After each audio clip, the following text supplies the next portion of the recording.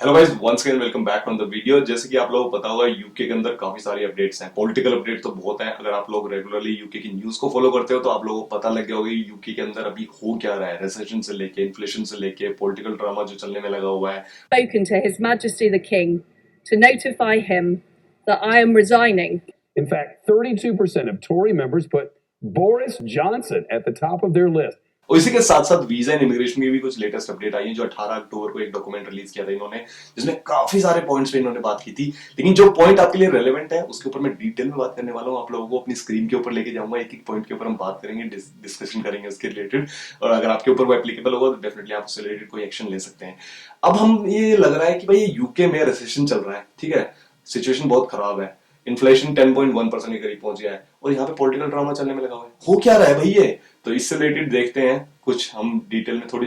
तो अब मैं आप लोगों को लेके चलता हूँ अपनी स्क्रीन के ऊपर, वहां पे मैं डिटेल में बताता हूँ कि भाई यहाँ पे पॉलिटिकल ड्रामा क्या चलने में लगा हुआ है। और जो लेटेस्ट अपडेट आई है 18 अक्टूबर से, जो वीजा और इमिग्रेशन की, उसके बारे में डिटेल में स्क्रीन पे थोड़ा डिटेल में समझा सकता हूँ मैं आप लोगों को। तो सबसे पहले जो न्यूज है पॉलिटिकल अपडेट्स में, Grant Shapps replaces Suella Braverman as home secretary, ये न्यूज है कल की, ठीक है।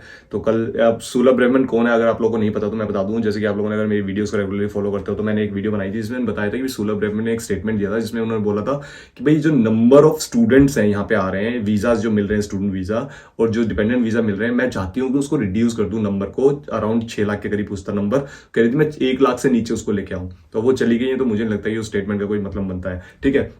दूसरी चीज जो इन्होंने और ये बात बोली थी सोलह ब्रह्मन ने कि भाई यहाँ पे जो इमिग्रेंट्स आ रहे हैं या फिर उन पे काफी टाइट रिस्ट्रिक्शंस लगाने की सोच रहे थे, तो लेकिन अब वो चली गई हैं, तो डेफिनेटली उसका भी कोई मतलब नहीं बनता। इसके बाद जो नेक्स्ट न्यूज है वो है Liz Truss resigns as a prime minister after 44 days, ठीक है। अब 44 दिन में इन्होंने रिजाइन कर दिया है, ये तो बहुत बड़ी न्यूज है, ठीक है। आज की न्यूज है, करंट न्यूज है। लेकिन इससे पहले मैं एक चीज बता दूं कि एक हफ्ते पहले यहाँ के जो फाइनेंस मिनिस्टर हैं उन्होंने रिजाइन नहीं किया था, उनको सैक कर दिया था, क्योंकि उन्होंने जो कुछ ऐसे जो मिनी बजट बनाया था, वो बजट इसलिए बनाया गया था कि भाई क्यों यहाँ की जो कंट्री रिसेशन में है, उस रिसेशन से उसको बाहर निकाला जा सके, कुछ इन्फ्लेशन को कम कर दिया जा सके। लेकिन उल्टा हो गया, तो इसलिए उनको सैक कर दिया गया। दूसरे नए जर्मी हंट जो है वो आए एज ए फाइनेंस मिनिस्टर, तो उन्होंने काफी चीजें जो उन्होंने लागू की थी उनको स्क्रैप कर दिया। उसके बारे में अभी दिखाऊंगा, आप लोगों को बात करूंगा। लेकिन एक जो नेक्स्ट स्लाइड में आप लोगों के साथ शेयर करने वाला हूं, दिखाने वाला हूं, यू विल बी शॉक्ड कि भैया आप उसको देखने के बाद, और मुझे भी ये लगा क्या ड्रामा होता है यार, यहाँ पे पॉलिटिकल ड्रामा चल रहा है। तो ऐसा सुना था कि भाई इन डेवलप्ड कंट्रीज में इस तरह के पॉलिटिकल ड्रामा नहीं होते। लेकिन चलो दे नेक्स्ट स्लाइड देखते हैं। वो ये कि Boris Johnson tops the list of the people Conservative Party members would most want to see take over if Liz Truss resigned. तो मतलब आप देख सकते हो कि बोरिस जॉनसन को 32 पॉइंट्स मिले हुए हैं, ऋषि सुनक को 23, बेन वॉलस को 10। तो ये आप देख सकते हो।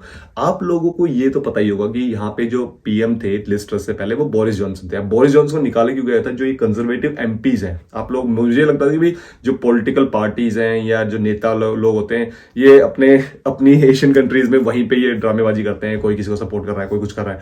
अरे तुम एमपीज ने ही तो सपोर्ट किया था, तुम एमपीज ने ही तो बोला था कि भाई बोरिस जॉनसन अच्छा काम नहीं कर रहा, उसको बाहर निकालो। अब ये वापस कहने की नहीं बोरिस जॉनसन ही अच्छा था, उसी को वापस ले आओ। तो ठीक है चलो, लेकिन उनको ये देखना चाहिए कि यार कंट्री अभी इन रिसेशन में जा रही है, ठीक है, रिसेशन ऑलरेडी चल रहा है कंट्री में। इन्फ्लेशन 10.1% है एट द मोमेंट, आज के टाइम पे अगर मैं बात करूं 10.1%, which is very very big figure, ठीक है। मैं आगे आप लोगों को और भी स्लाइड्स दिखाने वाला हूं जिसमें आपको समझ में आएगी चीज। और ये पॉलिटिकल ड्रामा करने में लगे हैं। आप लोगों को पता है कि यूके में जो प्राइसेस हैं बहुत तेजी से बढ़ रहे हैं। एक चीज होती है, देखो, एक रिच होते हैं, एक पुअर होते हैं, ठीक है। रिचेस्ट को है ना इतना फर्क नहीं पड़ता इन्फ्लेशन से। रीजन क्या? उनके जो मल्टीपल सोर्स ऑफ इनकम होते हैं, तो और उनका पैसा बहुत आ रहा होता है। लेकिन जो गरीब लोग होते हैं ना, इन्फ्लेशन जब आती है तो उनके ऊपर जो मार पड़ती है ना, वैसी मार किसी पे भी नहीं पड़ती। तो गरीबों पे ज्यादा मार पड़ती है इन्फ्लेशन की, इस बात का जरूर ध्यान में रखना। और ये ग्राफ यहाँ पे आप लोगों को क्लियरली शो भी कर रहा है कि पुअरेस्ट का जो इन्फ्लेशन बढ़ जाएगा 17.6%, which is, man, this is too much, ठीक है। और रिचेस्ट का 10.9 तक ही जाएगा। जून में जो 10.8% था पुअरेस्ट का, वो 17.6। और यहाँ पे अगर इंटरेस्ट रेट देखो, जो घर वगैरह खरीदते हैं, होम लोन कह लो, पहले इतना था, यहाँ पे 5-6% के करीब होता था, लेकिन ये कम कर दिया था भाई 2009 में। मार्केट सही हो गया था, यूके की इकोनॉमी अच्छी चल रही थी। उसके बाद क्या है, ये देख लो, वापस बढ़ने लग गया। अब मैं आप लोगों को दिखाता हूँ एक वेबसाइट जहां पे भी कुछ ऐसे मिनी बजट जो थे पहले लिए थे गवर्नमेंट ने डिसीजन, अब उनको स्क्रैप कर दिया गया है। तो ये जर्मी हंट जो आए थे, scraps almost all mini budget as Liz Truss battles to remain PM, ठीक है। तो यहाँ पे 2 दिन पहले की ये न्यूज़ है। अगर आप लोग देखो तो एक तो यहाँ पे एक चीज़ बोली थी इन्होंने कि भाई 2500 पे कैप लगाएंगे हम, कि भाई जो भी बिजली का बिल आएगा उससे ज़्यादा किसी का नहीं आने देंगे 2 साल तक, लेकिन उसको भी इन्होंने हटा दिया है, बोले कि नहीं हम इसको नहीं रखना चाहते। ठीक है, उसके अलावा नीचे इन्होंने पूरे डिटेल में बताया mini budget major scrapped, corporation tax इन्होंने बोला था कैंसिलिंग राइज फ्रॉम 19% टू 25%। ये कह रहे थे कि भाई हम राइज नहीं करेंगे कॉर्पोरेशन टैक्स, तो इन्होंने ये भी हटा दिया है। इनकम टैक्स के लिए इन्होंने बोला था removal of 45% top rate for high earners, ये बोल रहे थे कि 45% टैक्स नहीं काटेंगे हम, हाई अर्नर्स जो कमाते हैं वो भी इन्होंने कहा नहीं हम काटेंगे। Income tax cutting basic rate by 1p to 19p, जो इनकम टैक्स का भी ये कुछ कर रहे थे वो भी स्क्रैप कर दिया। अल्कोहल ड्यूटी की अल्कोहल पे ड्यूटी वगैरह ये हटा रहे थे, जो मतलब लिस्ट ट्रस्ट की जो गवर्नमेंट चली गई वो कर रही थी, लेकिन वो जो नए जो फाइनेंस मिनिस्टर हैं उसने वो भी स्क्रैप कर दिया। VAT tax free shopping for non UK visitors, यार अगर विजिटर यहाँ पे आ रहा है आप उस पर टैक्स नहीं ले रहे, टैक्स फ्री उसको कर रहे हो सारे, यार टैक्स कमाओ ना। ये विजिटर आ रहा है जो पर्सनली मतलब इकोनॉमी के हिसाब से, शायद यार ये इकोनॉमिस्ट बैठे हैं, जो बंदा यहाँ पे अभी इससे पहले इकोनॉमिस्ट था या फाइनेंस मिनिस्टर था, वो यार पीएचडी करी हुई है उन्होंने इकोनॉमिक्स में, तो they are very intellectual people, but I don't know how they make this sort of decisions. लेकिन चलो कोई नहीं। अब बात आती है कि भाई यहाँ पे क्या अपडेट आई है जो 18 अक्टूबर से लागू हुई है वीजा और इमिग्रेशन से रिलेटेड, उसके बारे में बात कर लेते हैं जल्दी से। तो चेंजेस एक यहाँ पे नीचे लिंक दिया हुआ है, लिंक ऑफ द अपडेट्स, ठीक है। यहाँ पे इस लिंक को आप क्लिक करोगे तो डेफिनेटली आप क्लिक नहीं करोगे, क्लिकेबल तो नहीं है ऑब्वियसली वीडियो के अंदर, लेकिन आप इस लिंक पे अगर जाओगे तो डेफिनेटली आपको ये सारी अपडेट देखने को मिल जाएगी।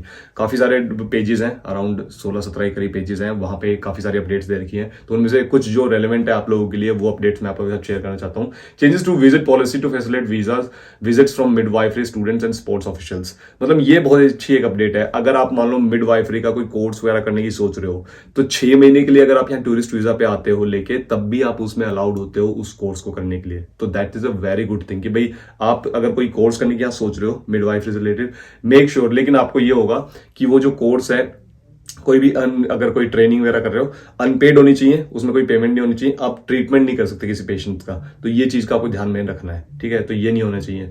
और बाकी अगर 6 महीने के लिए आप टूरिस्ट वीजा पे आते हो तब भी आप वो प्रैक्टिस कर सकते हो, ट्रेनिंग कर सकते हो, तो ये बहुत ही अच्छी चीज है, बहुत अच्छी अपॉर्चुनिटी है। कि कई बार क्या होता है कि भाई यार हमें ट्रेनिंग करनी है वहां पे यूके के अंदर, लेकिन हमारे पास हम टूरिस्ट वीजा पे जाएंगे तो हम कर नहीं सकते, अलाउड नहीं होते, लेकिन अब आप अलाउड हो सकते हो, तो इसका फायदा आप उठा सकते हो। इसके बाद अपडेट 2 जो 18 अक्टूबर से है, seasonal worker route inclusion of poultry sector, ठीक है।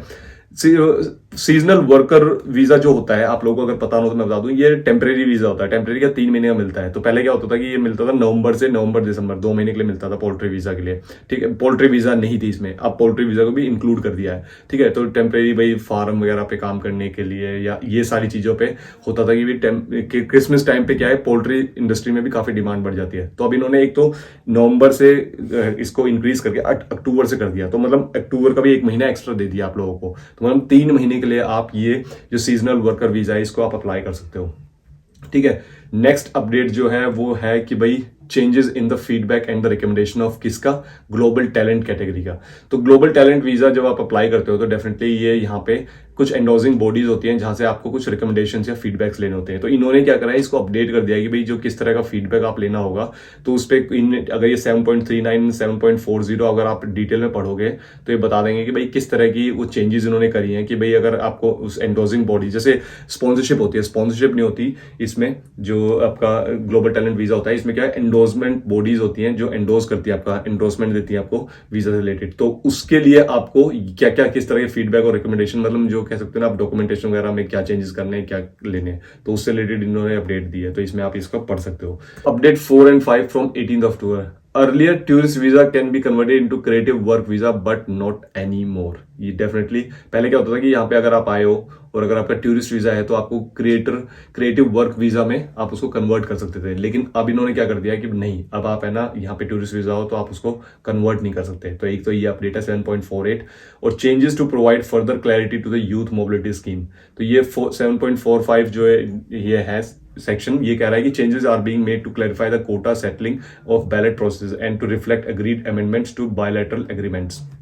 इसमें इन्होंने ये बोला है कि भाई यूथ मोबिलिटी स्कीम है ना, जो इनको लागू करनी थी जनवरी 2022 से, लेकिन अभी तक उन्होंने उसको लागू नहीं किया है। रीजन क्या है कि भाई यूके के और इंडिया के बायलैटरल कुछ एग्रीमेंट्स हैं, कुछ ट्रेड डील्स हैं, तो शायद जहां तक मुझे लगता है कि बायलैटरल एग्रीमेंट्स को अगर एग्री ये ध्यान में रख के ये इसको डिसीजन लेने वाले हैं, तो ये देखना चाहते हैं कि भाई यूके और इंडिया की किस तरह की फ्री ट्रेड डील्स बनती हैं, उसके बेसिस पे they will provide this visa, कि भाई इंडिया को इसमें वीजा कैटेगरी में इंक्लूड करें कि ना करें। तो ये भी गेम खेल रहे हैं कि भाई इंडिया अगर अच्छी डील देगा हमें, तो डेफिनेटली हम भी उनको youth mobility visa category provide करेंगे, उनके यूथ जो इतने भी है वो यहाँ पे आके अपना एक्सपीरियंस वगैरह ले सकते हैं।